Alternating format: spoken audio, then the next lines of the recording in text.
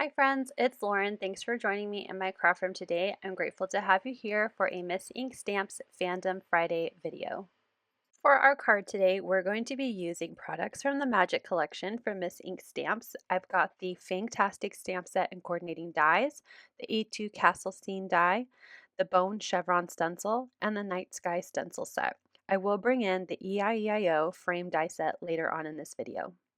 We're going to start with stenciling. So I've cut a piece of Kraft cardstock to A2 in size, which is 4¼ by 5½, and I'm going to use some low tack tape to attach it to the back side of my bone chevron stencil. I'm going to do two different colors. I'm going to grab some distress ink colors. I will start with tea dye, which is a light brown color, and then later on I will bring in some hickory smoke just to darken up the edges a little bit. So I'm going to be using a blending brush just to add that color. I'm going about maybe 1.5 inches onto each of the four sides of this panel. You won't see a lot of it because I'm going to do a little bit of layering, so I'm not covering the whole panel, but wanted to make sure that when I layer on my panel that's going to be smaller than this, it will show the chevron bones on all four sides, and I don't have to go all the way to the center of this panel. I brought in that hickory smoke, and then I'm going to bring in my brown blending brush one more time just to blend those colors together. I wanted it to have a darker edge, so I thought those two colors created a really nice pattern on this Kraft cardstock. I am going to grab some watercolors. I love my Starry Colors watercolor pigment, so I will grab that, and I'm going to use the white color. It's almost like a silvery white within these gold colors. So I grabbed a paintbrush and I'm going to splatter that all over the background, again focusing on the edges of the card. I will then set this aside to dry and we'll move on to our next stenciling. So once that is drying, I'm going to grab some white cardstock. I just cut it in half, so it's just half of an 8½ by 11 size piece of paper.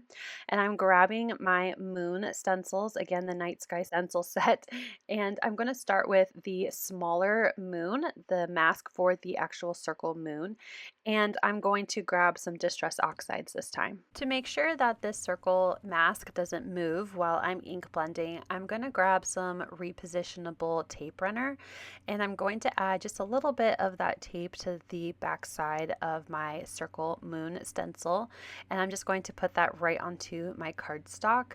And I'm trying to leave plenty of room because I'm not really sure where my moon is going to be when I die cut this into a panel, so I went just like top center area.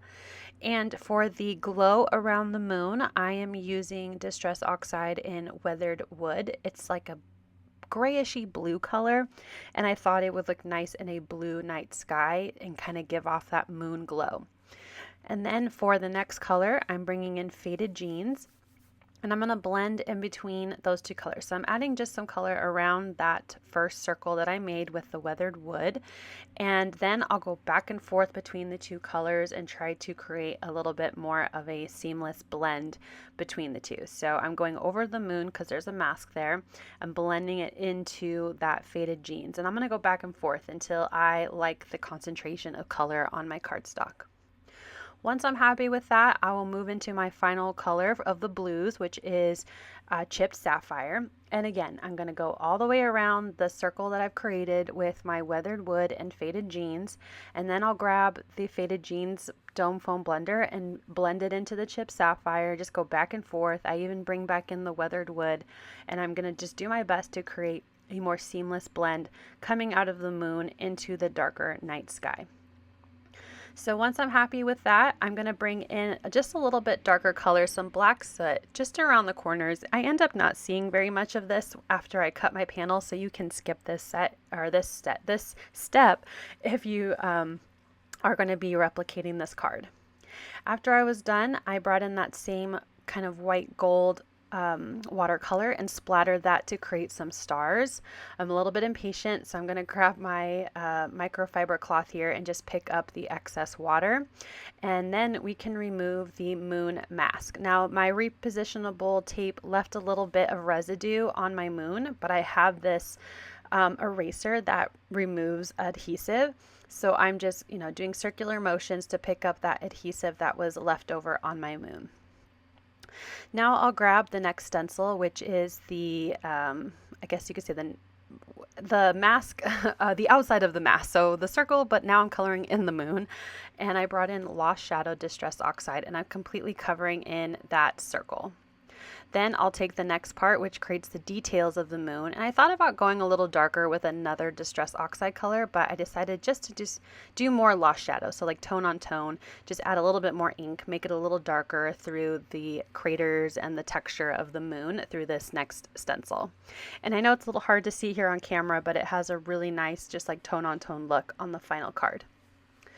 Now I brought in that frame die set, and I'm going to use the smallest rectangle that has the stitch details. I'm just making sure that it's going to cover what I want on my bone chevron background, and then I'm going to die cut this. But before I do that, I did die cut the castle out of the A2 castle scene die out of black cardstock. I'm not doing any layering. There's a lot of great detail pieces you can die cut to build on your castle, but I just wanted the silhouette.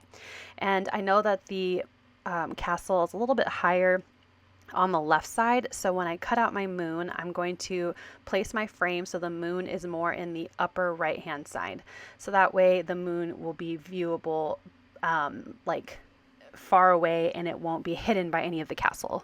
So I'll go ahead and run that through my die cutting machine, and I'll pick up my dies. And you can see here now I have my panel with my moon, and it's just going to be nicely placed in that upper right hand corner. Now I'm going to work on building up my scene, so I will grab my dies. As you saw, I have the castle die out of black cardstock. It also die cut a little bit of just like a rolling hill look, just a thin black piece as well. And I'm just going to use that at the bottom to create a little bit more dimension. So I want this panel to fit onto my blue, so I'm trimming off just a little bit off the bottom, and then I'm trimming it to be the same width as my blue moon panel. And I'm going to glue this to the bottom of that panel. So I'm going to use some liquid adhesive and cover the back side of the castle. I'm going to tap off some of the glue because it was showing through some of the windows. And I'm going to glue that right to the bottom of that moonlit panel. I will also glue on that rolling hill, that die cut there. It's a little too wide because again this is from an A2 frame, but I'm going to go ahead and glue it on, and then I will just trim off the excess that is on the right there. So once that's in place, I'll go ahead and just grab some scissors and trim that off it's a little piece, so it was easier than bringing out the guillotine trimmer. And that panel is ready to go, and it will go on the center of my chevron. So I'll just go ahead and get my glue and glue that right onto the center of that panel. I'm using my Pear Blossom Press notch here for 1/4 inch just to make sure that it will fit onto the front of that panel perfectly centered.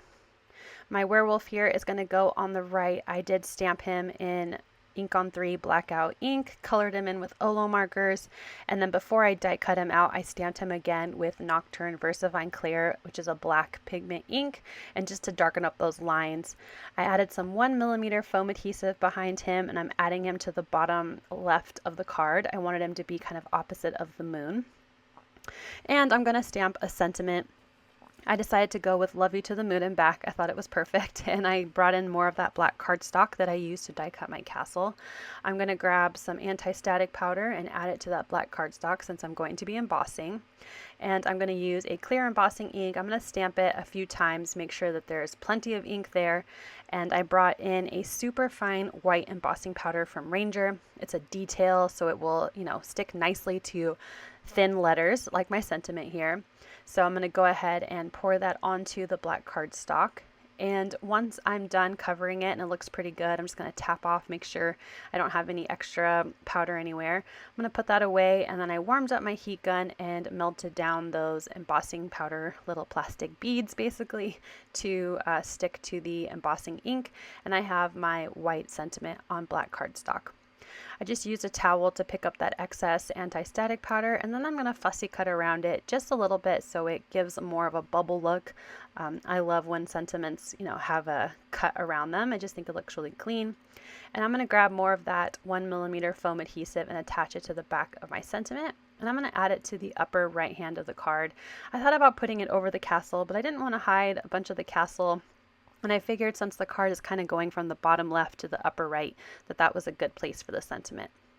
I'm I'm going to add some adhesive to the back of this panel and attach it to a top folding A2 card, and that will finish up our card today. Let me know what you think of this Magic Collection fandom theme card. I really like how the panel is like the background and my character is kind of coming off the panel because he's on the left and bottom. I really like the layout. Let me know what you think down below. And bonus video today, if you are a member of my channel here on YouTube, you can see how I colored in my werewolf over in the membership videos. Thank you so much for watching. I hope you'll click like, and if you're new here, I hope you'll subscribe and come back. As always, you can find everything I use down below in the description box. Thank you and have a wonderful day. Bye!